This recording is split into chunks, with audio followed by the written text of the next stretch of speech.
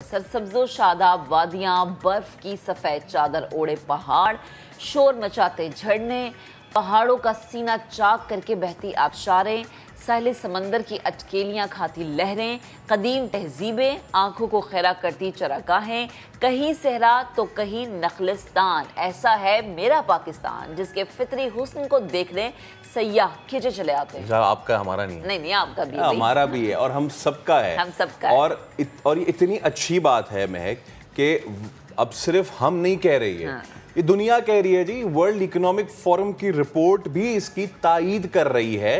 पाकिस्तान की सयाहत और पाकिस्तान सयाहत के मैदान में 6 दर्जे उसकी बेहतरी हुई है, 89 से 83वें नंबर पर आ चुका है।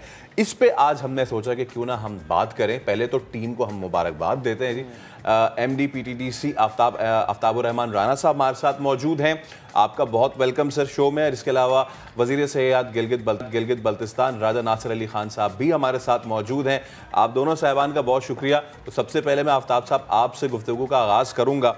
पाकिस्तान में जहाँ पे हम रोज़ाना तनकीद करते हैं कि जी ये चीज़ें ख़राब है, ये चीज़ें ख़राब हैं, लेकिन ये एक ताज़ा हवा का झोंका है। ख़ास तौर पे साल 2021 हमने देखा कोविड की वजह से जब 2 सालों तक पाबंदियां रहीं, 2021 में ओवरवेलमिंग रिस्पॉन्स रहा लोगों का। सबसे अच्छी बात आफ्ताब साहब ये है कि लोग नई नई चीज़ें, नई नई जगहें डिस्कवर कर रहे हैं। तो जो पाकिस्तान को लेटेस्ट अचीवमेंट मिली, इस पर आपकी फीलिंग्स कैसी, पहले तो ये बताइए।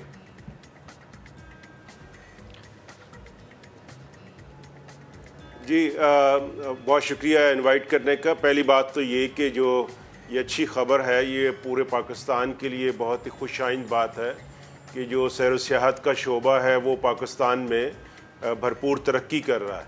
जैसा कि आपने देखा कि वर्ल्ड इकोनॉमिक फोरम ने भी अपनी हालिया रिपोर्ट में जो इंटरनेशनल रैंकिंग जारी की है, उसमें पाकिस्तान ने 6 दर्जे बेहतरी की तरफ मज़ीद बढ़ा है। और इस सारे अमल में एक बहुत ही मुश्तरका काविश शामिल है, जिसमें वफाकी हुकूमत, हमारी सूबाई हुकूमतें और हमारे जो रीजनल गवर्नमेंट्स गिलगित बल्तिस्तान, आज़ाद कश्मीर और प्राइवेट सेक्टर ख़ास तौर पे, जिसने भरपूर तरीके से आगे बढ़ के गवर्नमेंट की इन पॉलिसीज़ का खैर मकदम किया और नई इन्वेस्टमेंट्स की हैं। उससे ये सारे अवामिल मिल के इस नतीजे पर पहुँचे कि हम सियाहत को ऊपर ले जा सके। हालांकि दुनिया भर में कोविड की वजह से बहुत ही मुश्किल हालात थे और मुख्तलिफ़ मुल्कों में बहुत ही तनज़्ज़ुली देखी गई टूरिज़म में कोविड के क्राइसिस की वजह से। लेकिन हुकूमत की जो वो स्ट्रेटजी थी कि डोमेस्टिक टूरिज़म को फोकस किया जाए, SOPs को टाइमली नफाज करना और सेफ़ एंड साउंड टूरिज़म को ओपन करके हमने बहुत बुरे हालात में भी टूरिज़म को जारी रखा और ये एक खुशाइंद बात थी इस सारे अमल में। मेरा ख्याल है कि अगर हम इसी तरह मजीद आगे बढ़ते रहे तो इंशाल्लाह जो अगला इंडेक्स आएगा 2 साल बाद इंशाल्लाह सर, हमारी भी यही दुआ है कि हम अगेन इस अपनी सयाहत, स्पेशली अपनी सयाहत के हवाले से मजीद अच्छी अच्छी खबरें आवाम को दें। राजा नासिर साहब, आपकी जानिब आती हूँ। हम देखते हैं कि GP एक इतनी खूबसूरत जगह है और जब जब फैसल जाते हैं ना तो मुझे चिढ़ाता है कि भाई ये वाली चीज़ भी डिस्कवर करके आया हूँ, वो वाली भी। क्या इक़दामात लिए गए, क्या स्ट्रेटजी अपनाई गई कि आज हम देखते हैं कि हम उस लिस्ट में हैं जहां पर हमें खड़े होकर फ़ख्र महसूस होता है? जी थैंक यू सो मच। पहले तो मैं आप लोगों का शुक्रिया अदा करूंगा।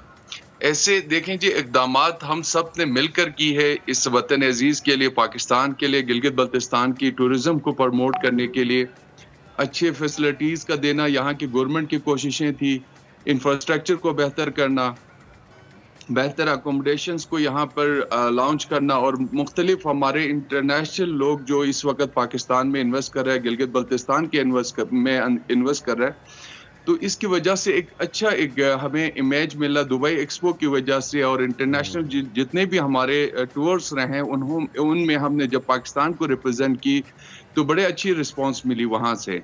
तो आपको अंदाज़ा इसी से होगा, इस दफ़ा हमारे पास तकरीबन 1200 से 1400 एप्लीकेशंस है, ग्रुप एप्लीकेशंस, जो फॉरेनर्स जो एडवेंचर टूरिज्म में भी इंटरेस्ट की पिछले साल तकरीबन 150 से 200 के करीब था। ये भी एक खुशाइन बात है कि इंशाल्लाह इस दफ़ा हम 6 नंबर हम आगे कर चुके हैं, तो इंशाल्लाह अगली दफ़ा हम 12 मजीद इंशाल्लाह हम कोशिश करेंगे गिलगित बल्तिस्तान और पूरे पाकिस्तान मिलकर। इसमें आप मीडिया पर्सन्स की बड़ी कंट्रीब्यूशन है, जिस तरह से आपने अपने कैमरे से इन खूबसूरत इलाकों को कैप्चर किया, दुनिया के नज़रों में आपने पेश की और पाकिस्तान के एक पॉजिटिव टूरिज्म को आपने दुनिया के नज़रों में लाया। और इसके लिए आप भी मुबारक के मुस्तहक हैं, गिलगित बल्तिस्तान की गवर्नमेंट और पूरे पाकिस्तान और PTDC खुसूसन जो आफ्ताब साहब बैठे हैं, इनकी बड़ी कोशिश भी है हमेशा से एक पॉजिटिव टूरिज्म को प्रमोट करने के लिए। और इन सब के पीछे सबसे जो अहम जो ज़रूरी बात है वो है अमन। अगर अमन रहे इस मुल्क अजीज हमारे वतन पाकिस्तान में, तो ये सारी चीज़ें हमारे लिए पॉसिबल है। पाकिस्तान इंशाल्लाह दुनिया के बेस्ट डेस्टिनेशन में से एक बेहतरीन डेस्टिनेशन करार दिया जाएगा। ये आपने बहुत अच्छी बात की है और मैं पहले आपसे ये पूछता हूँ, फिर यही सवाल मैं राना साहब के पास लेके जाऊंगा कि जब हम GB की बात करते हैं या हम KP की बात करते हैं, ओवरऑल हम हमारा साउथ, हमारा सेंट्रल, हर जगह पे इस वक्त जो अमन कायम है, उसी वजह से हम ये इतनी टूरिज्म में बूस्ट देख रहे हैं। सेफ टूरिज्म वाला जो पहला स्टेप है ना राजा साहब, वो हमने कर लिया है। अब हमें जाना है इको टूरिज्म की जानिब, जो बहुत लोग नहीं जानते। मैं चाहूँगा कि क्या प्लानिंग है आप लोगों की, खासतौर पर अभी तो शंदूर भी 2 साल बाद शुरू होने वाला है, तो वहाँ भी इंशाल्लाह ताला जाएंगे। तो इको टूरिज्म के हवाले से क्या प्लानिंग कर रहे हैं आप? जी देखें जी, हमारे लिए सबसे जो बड़ा चैलेंज वही है इको टूरिज्म का, क्योंकि हम चाहते हैं इस इलाके की खूबसूरती को बरकरार रहें। जो इन्वायरमेंट जो आगे चैलेंजेस हैं, जो हमारे क्लाइमेट चेंजेस हैं, इनके लिए हम सबको बाहैसियत पाकिस्तानी हम सबको अपनी जिम्मेदारियों का एहसास होना चाहिए। हम जिस इलाके में भी मूव करते हैं वहाँ पे जो हम गंद फैलाते हैं उसका हमें एहसास होनी चाहिए कि अच्छे शहरी होने के, पाकिस्तानी होने का सबूत दें। जब भी इस इलाके में आते हैं तो वो अपना घर समझकर, गिलगित बल्तिस्तान नहीं पूरे पाकिस्तान में यहाँ पे जो भी कचरे हम फैलाते हैं, जो हमारे टूरिस्ट है, उनसे मैं यही गुजारिश करना चाहूँगा, हर किसी की इसमें कंट्रीब्यूशन होनी चाहिए। और दूसरी बात, गिलगित बल्तिस्तान बाकायदा इस पे प्लानिंग हम कर रहे हैं। पहले टोटली 2 म्यूनिसिपलिटीज़ थे हमारे पास, इसको बड़ा एक चैलेंजिंग इशू था। अब इस म्यूनिसिपलिटीज़ को हम मज़ीद बढ़ा रहे हैं और वेस्ट मैनेजमेंट सिस्टम को हम बेहतर कर रहे हैं। उसके साथ साथ जो क्लाइमेट चेंज जो इश्यूज है हमारे पास, ग्रीन पाकिस्तान को हम प्रमोट कर रहे हैं। यहाँ की यूथ के अंदर वो अवेयरनेस हमने पैदा की है, मुख्तलिफ क्लीन अप प्रोग्राम्स हमने यूथ के साथ मिलकर की है और मजीद भी हम इस इलाके को प्रोटेक्ट करने के लिए, बिल्कुल राना साहब, ये होना भी चाहिए क्योंकि ये हमारा पाकिस्तान है। साफ रखना और इसको साफ दिखाना हमारी जिम्मेदारी है। आफ्ताब साहब, एक तो मैं चाहूंगी आप इसी चीज पे कमेंट करें, दूसरा ये कि पूरे पाकिस्तान के अगर टूरिज्म के हवाले से मैं बात करूं कि आप लोगों की मजीद आगे प्लानिंग्स क्या है, मजीद कौन कौन से स्टेप्स आप लोग लेने जा रहे हैं। आफ्ताब साहब तो प्लीज कमेंट कीजिएगा। जी, मैं आपको ये बताता चलूँ कि अभी हालिया साल में हमने एक नेशनल टूरिज्म स्ट्रेटजी डेवलप की है, तमाम स्टेक होल्डर्स को शामिल करके, और उसका एक बुनियादी जो प्रिंसिपल है वो है सस्टेनेबिलिटी ऑफ द टूरिज़म, कि पायदार कैसे बनाना है लंबे अरसे के लिए सैर सियाहत के काम को। और उसमें जो इको टूरिज़म है वो एक बहुत ही इम्पॉर्टेंट, एक मरकज़ी फोकस रखता है इसमें। अब जितनी फ्यूचर की डेवलपमेंट अभी प्लान हो रही है टूरिज़म के लिए, वो सब सस्टेनेबल और इको फ्रेंडली टेक्नोलॉजीज़ को यूज़ करते हुए हो रही है। उसके बगैर कोई भी नई जगह ओपन नहीं की जाएगी, ये गवर्नमेंट ने तय कर लिया है। और सूबाई हुकूमतें अभी अपने जो नए मास्टर प्लान बना रही हैं उसमें ये principal on the top of the priority है। साथ ही साथ ये भी देखा जा रहा है कि हम किस तरह से अपने लोगों में अवेयरनेस पैदा करें। अभी इंशाल्लाह जून के फर्स्ट वीक में एक टूरिज़म ब्रांड कैंपेन लॉन्च की जा रही है। आई होप प्राइम मिनिस्टर खुद उसका इफ्तिताह करेंगे। उसका एक हिस्सा जो है वो इस चीज़ के ऊपर है कि हम अपने टूरिस्ट को अवेयरनेस पैदा करें कि वो रिस्पॉन्सिबल टूरिस्ट की हैसियत से ट्रैवल करें, बिकॉज सियाहत बढ़ रही है और उसका नेगेटिव इम्पैक्ट भी बढ़ सकता है आलूदगी की सूरत में या दीगर इक़दामात की ना होने की वजह से। तो एक तरफ तो हम सर्विस प्रोवाइडर को एजुकेट कर रहे हैं कि वो अपनी सर्विसेज को इको फ्रेंडली बनाए, दूसरी तरफ सयाहों को एक पूरा एक मटेरियल अभी हम डेवलप किया है, सोशल मीडिया पे भी हम उसको गाहे बगाहे डाल रहे हैं कि वो किस तरह जब जाएं तो रिस्पॉन्सिबल टूरिस्ट की हैसियत से जाएं, गंदगी ना फैलाएं, उन इलाकों के सोशल नॉर्म्स का ख्याल रखें। ये पूरी कैंपेन अभी इंशाल्लाह मीडिया के दोस्तों के साथ मिलकर उसको आगे हम चलाएं। बिल्कुल, ये बहुत इंपॉर्टेंट आपने बात की है कि अब जब इतने खूबसूरत इलाके उनकी सफाई का ख्याल रखना चाहिए। दो सवाल है मेरे। एक तो ये कि हमने नॉर्दर्न एरियाज, जाहिर सी बात है बड़ी खूबसूरत है, तो सिंध और ख़ास तौर पर बलूचिस्तान, ये जो कोस्टल टूरिज़्म है और सिंध की जो आर्कियोलॉजिकल टूरिज़्म है, कमाल है सर, कहीं नहीं मिलती है पूरी दुनिया में। इसके लिए आप क्या प्लान बना रहे हैं? और अभी recently I covered Kailash festival, तो वहाँ पे आपको पता है फॉरेनर्स आते हैं। जो हमारे पीटीडीसी होटल्स हैं, जो हमारे पॉड्स हैं, वो माशाल्लाह इतने ज़बरदस्त हैं, लेकिन आपको पता है कि कुछ रीजंस की वजह से वो बंद हैं। सर ये कब खुलेंगे, ये मुझे सिर्फ बता दें। एक अच्छी खबर ये भी आपको दे दूं कि जितने पीटीडीसी के मोटल हैं वो सब के सब प्राइवेटाइज किए जा रहे हैं। हुकूमत की ये प्रायोरिटी है कि प्राइवेट सेक्टर को आगे लाया जाए, वो इन मोटल्स को चलाए। हुकूमत का काम नहीं है होटल और मोटल्स को चलाना। तो पहले मरहले में ऑलरेडी जीबी का प्रोसेस कंप्लीट हो गया है। इंशाल्लाह गिलगित बल्तिस्तान के तमाम मोटल्स जो हैं वो जून के महीने में ओपन हो जाएंगे। दूसरे में केपी के मॉडल, केपी गवर्नमेंट के ज़रिए उनको हैंड ओवर हो गए और वो खुलने जा रहे हैं। इसी तरह सिंध और बलूचिस्तान के भी जो मोटल्स हैं वो हम सूबाई हुकूमतों के हवाले कर रहे हैं कि वो उनको प्राइवेटाइज़ करेंगे। इन तमाम मोटल्स की सर्विसेज को अपग्रेड किया जा रहा है, उनमें नई इन्वेस्टमेंट लेके आ रहे हैं, उनकी जो सर्विसेज है उनको बेहतर करके, स्टाफ की ट्रेनिंग दे के एक नए क्वालिटी स्टैंडर्ड्स के मुताबिक इनको खोला जाएगा। तो इंशाल्लाह ये साल जो हमारा है इज़ वेरी क्रूशल, इसमें ये सारा प्रोसेस हम कंप्लीट कर लेंगे। ये सब के सब मोटल जो हैं पब्लिक के लिए इस साल के दौरान में आफ्ताब साहब अपनी सर्विसेज दोबारा फराहम करना शुरू इसमें एक इशू ये भी आता है कि मोटेल्स तक तो बात ठीक है, लेकिन यहाँ तक की रसाई, जैसे हम दिसंबर में we went to Gorakh Hills, road वहाँ पे ऑब्वियसली नहीं बनती है। ऑब्वियसली वो टूरिज्म डिपार्टमेंट के अंडर नहीं आता, बट ये भी एक चीज़ बहुत ज़्यादा काउंट करती है।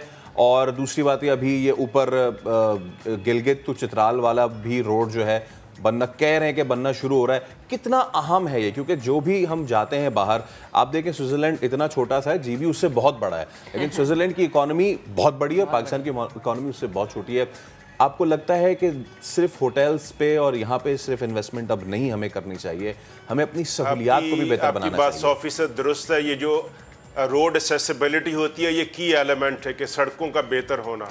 और राजा साहब भी बताएंगे आपको, इस वक्त जो मेजर प्रोजेक्ट हैं सूबाई हुकूमतों के और वफाकी हुकूमत के भी, वो सड़कों को बेहतर करना है, रसाई को अच्छा करना है। ऑलरेडी कराकुरम हाईवे के आप जो एरियाज़ हैं उनके साथ 2 नए रोड बन रहे हैं डैम्स के साथ। ऊपर बाबूसर पास के टनल का प्रोजेक्ट अप्रूव है। एक नया कॉरिडोर रोड बन रहा है जो स्कर्दू को कश्मीर के रास्ते नीचे ज्वाइन करेगा। इसी तरह शंदूर वाला जो रोड आपने जिक्र किया, उसका प्रोजेक्ट पे भी काम शुरू है।